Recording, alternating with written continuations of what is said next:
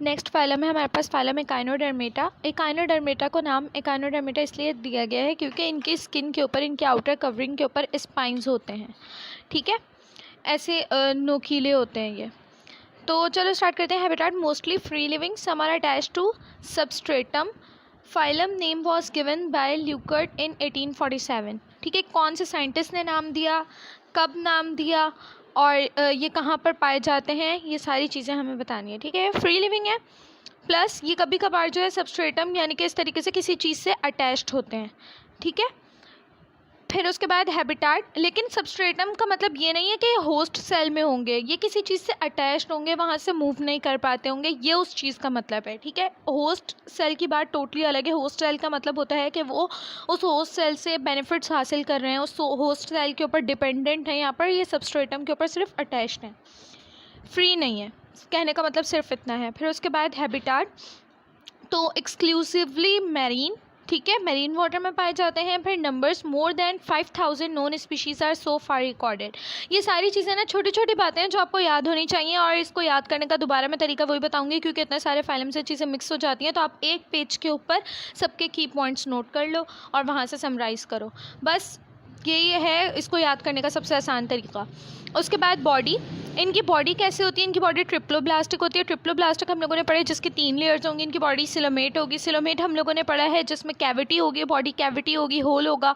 फिर उसके बाद adults, radially symmetrical, radially symmetrical, bilateral symmetrical, ये भी हम लोगों ने पढ़ा है। रेडियली सिमेट्रिकल मतलब इनकी बॉडी को आप किसी भी एंगल से यहाँ पर कट करो, बस अगर वो लाइन सेंटर से होते हुए गुजरती है तो ये इक्वली डिवाइड होंगे, आपको इक्वल हाफ्स देंगे। चाहे आप इसे ऐसे करो या चाहे आप इसे ऐसे करो या चाहे आप इसे ऐसे करो, इनकी बॉडी रेडियली सिमेट्रिकल होती है। ये बात भी हम लोग पढ़ चुके थे।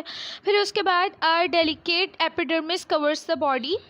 इनका जो एपिडर्मिस होती है वो पूरी बॉडी को कवर करती है। एपिडर्मिस यानी कि स्किन की सबसे आउटर मोस्ट लेयर एपिडर्मिस कहलाती है, पूरी बॉडी को कवर करती है। Under which there is a form mesodermal calcareous exoskeleton. अच्छा, अब जो इनकी एपिडर्मिस है, जो इनकी स्किन की आउटर मोस्ट लेयर है, उसके अंदर क्या होती है, उसके अंदर एक मीजोडर्मल यानी कि एक सेंट्रल, मीजो का मतलब क्या होता है, सेंट्रल।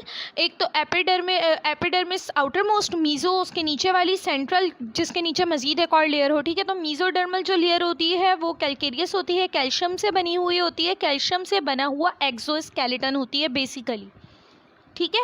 इनकी जो मीजोडर्मल लेयर होगी वो कैल्शियम से बना हुआ एक्सोस्केलेटन का रोल प्ले करेगी, ठीक है। फिर उसके बाद the mouth is on lower surface, mouth इनका लोअर सरफेस पर होता है, नीचे वाले हिस्से पर होता है। And anus is on upper surface, ठीक है।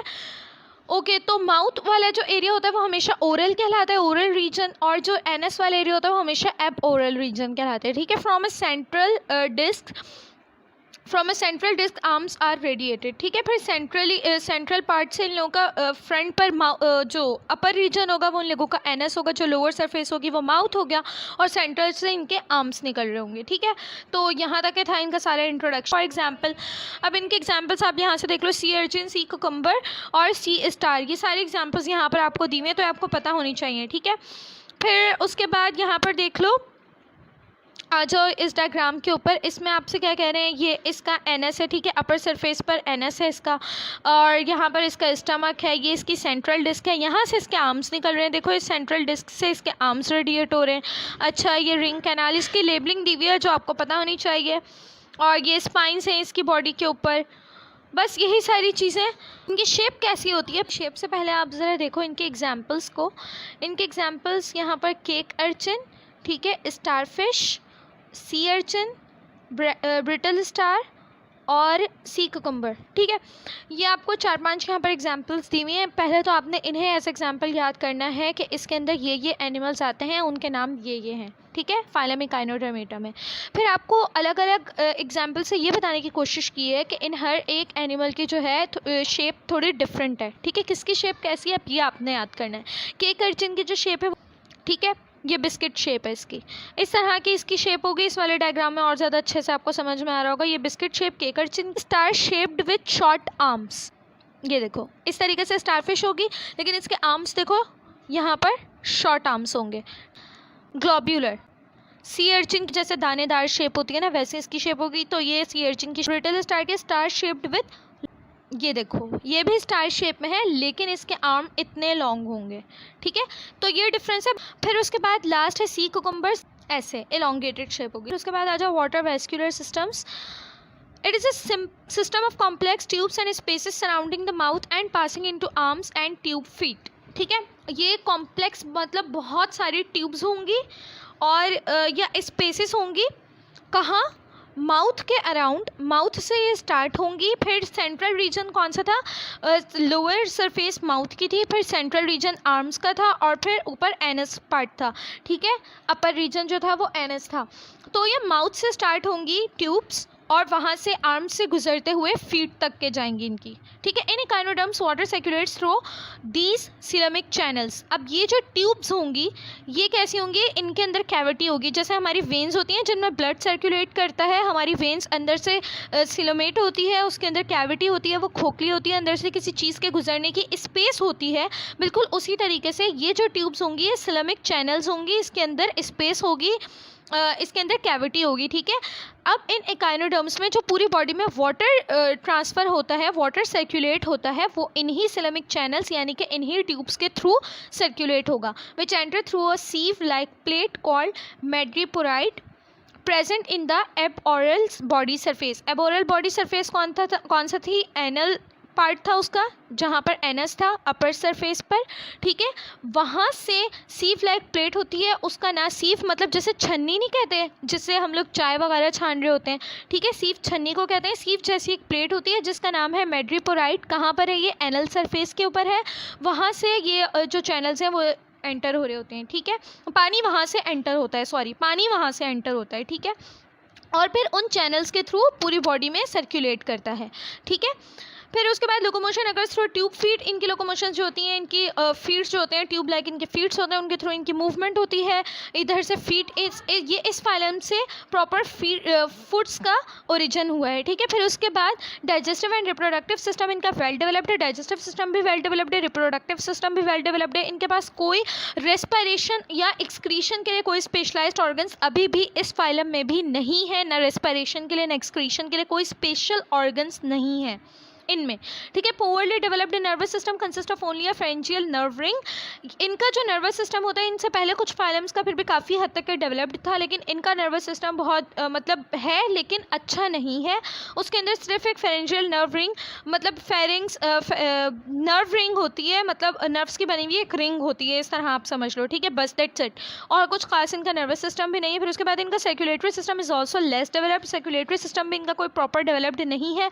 फर्टिलाइजेशन इनकी एक्सटर्नल होती है। हमेशा मैं आपको पीछे से लिंक इसलिए कर रही होती हूँ दूसरी चीज़ों से, ताकि आप दूसरी चीज़ों से कनेक्ट कर पाओ और ज़्यादा अच्छे तरीके से आपको क्लियर हो और ज़्यादा अच्छे तरीके से आपको चीज़ें याद हों, आप मिक्सअप ना करो, ठीक है। तो अभी तक के जो फाइलम्स हम लोगों ने पढ़े थे, हम लोगों ने पढ़ा था कि किसी फाइलम में फर्टिलाइजेशन कैसे थी, किसी फाइलम में कैसे थी, मोस्टली इंटरनल थी। इधर जो है वो एक्सटर्नल फर्टिलाइजेशन है, outside the body, and these are unisexual, ठीक है। ये लोग यूनिसेक्सुअल होते हैं, या तो मेल होते हैं इनमें एक सिंगल ऑर्गेनिज्म, या तो फीमेल होते हैं, ठीक है। So development is indirect complex and bilaterally symmetrical larva named as bipinnaria and brachiolaria, ठीक है। इनकी जो डेवलपमेंट है ये भी इनकी इनडायरेक्ट है, और जो इनका लार्वा है वो बायलैटरली सिमेट्रिकल होता है, यानी कि 2 इक्वल हाफ्स में उसे डिवाइड किया जा सकता है। उसका नाम बिपिनेरिया होता है या फिर ब्रैकियोलेरिया होता है, ठीक है। इसके लार्वा के नेम्स हैं जो आपको पता होने चाहिए। इनकी रीजनरेशन जो है वो कॉमन है, रीजनरेशन ईजिली हो जाती है इनमें, और एग्जाम्पल्स इनकी आपको पता है, ठीक है। एग्जाम्पल्स हम लोग पढ़ चुके हैं। फिर उसके बाद एवोल्यूशनरी अडेप्टेशंस अगर हम इनकी देखें, काइनोडर्म्स पहले और सिर्फ इनवर्टिब्रेट्स में यही वो आते हैं which are deuterostomes. These are placed at the top of invertebrates near to chordates. अच्छा जी, ये इनवर्टिब्रेट्स के बिल्कुल टॉप पर है, कॉर्डेट्स के करीब करीब। ये सिर्फ और सिर्फ यही एक ऐसा फाइलम है, सबसे पहला फाइलम है, और सिर्फ यही एक ऐसा फाइलम है जो क्या कहलाता है, ड्यूट्रोसोम्स कहलाता है। ये ड्यूट्रोसोम्स क्यों कहलाते हैं, ड्यूट्रोसोम्स किसे कहते हैं, पीछे हम लोगों ने पढ़ा था ड्यूट्रोसोम्स को भी, इंट्रो में उसका डिटेलिंग थोड़ी सी दी हुई थी, तो हमने ओवरव्यू किया था। ड्यूट्रोसोम्स भी बायलैटरली सिमेट्रिकल होते हैं, उन्हें भी हम 2 इक्वल हाफ्स में डिवाइड कर सकते हैं, बट वहाँ पर पॉइंट ये होता है कि ब्लास्टोपोर से उनका माउथ अराइज नहीं होता है, यानी कि उनकी माउथ फॉर्मेशन से पहले उनका एनस फॉर्मेशन होती है, ठीक है। वो होते हैं ड्यूट्रोस्टोम्स। तो their body structure is simple. फिर उसके बाद इनका बॉडी स्ट्रक्चर सिंपल होता है, ये ज़्यादातर मरीन होते हैं और ये सारी बातें हम पढ़ चुके हैं। डाइजेस्टिव सिस्टम इनका कंप्लीट होता है, एक्सियल और कॉइल्ड एनस होता है इनका, कॉइल्ड एनस होता है इनका, एब्सेंट इन ग्रुप।